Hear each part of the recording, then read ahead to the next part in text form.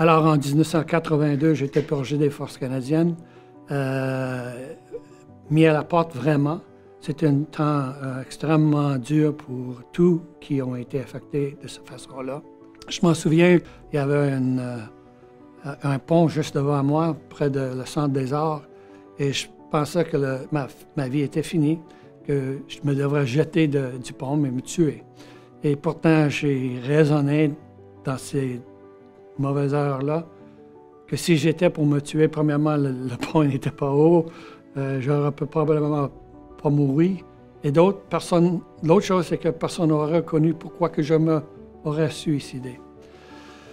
En 1992, je me suis dit que je fallait faire quelque chose pour remédier les choses qui m'ont été affectées. Si je voulais affecter la loi, il fallait que je me rejoigne dans les Forces canadiennes, présenter une cause sur la charte de droit quand il aura refusé de me reprendre comme une personne homosexuelle qui, en 1992, était complètement contre la charte. Alors, c'est ça que j'ai fait.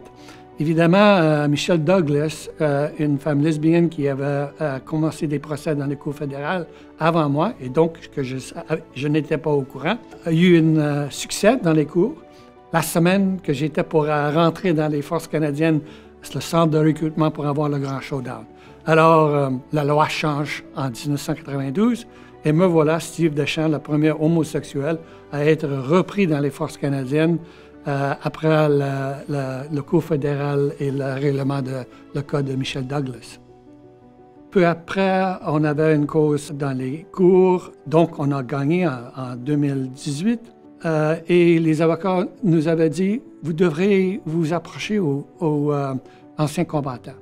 C'était comme des bras ouverts, immédiatement, avec les anciens combattants qui ont regardé mon fichier, écouté mon histoire et immédiatement offert toutes les ressources que les anciens combattants pouvaient me donner. Des expériences avec des conseillers et des psychologues, psychiatres, qui m'ont fait énormément de bénéfices en rédigeant mon histoire et de commencer à parler de mon histoire.